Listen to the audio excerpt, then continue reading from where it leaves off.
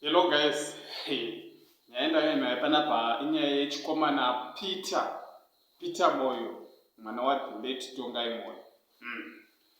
Nonga guys munoziva mese, in fact ndisati ndapinda munyangu guys, ndisati ndakanga wada kuti ndaiswa kasubscribe channel. Vasati vasubscribe chiti subscribe, like and comment.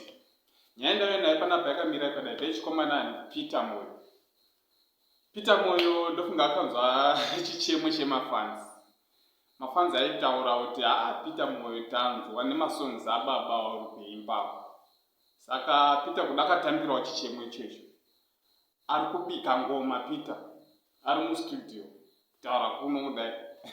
Ane ngoma rake raari kubika. Song iyoyo yakanyanya guys. Kana yazopera, yazopedzwa, yazokwenenzverwa, yabikwa zvese, yaiswa zvemaspice, chichi.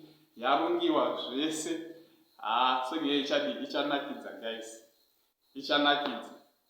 Saka chinhu chandakufarira nchongoti anzwisisawo chichemo chemafans kuti amboitawo zvakewo. Chero akasiyirwawo chilegacy nani namudhara ngamboisawo yake music. Vanhu vambonzwawo zvemukomana Peter. Saka zvandichaita guys ndichakupaika video kandauya nako kesong yachona iyo yaari kubika ari mustudio.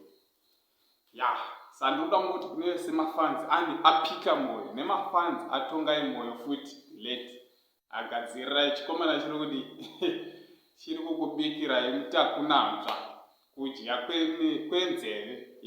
Kuri kuuya guys. Saka gadzirirai. Ndisingapedzi nguva yenyu guys, chiti thank you nesupport yamuri kupa nenguva yenyu yamatora muchiona video ino. Ndichikusiyirai muchinzwa chikomana Peter. Enjoy guys.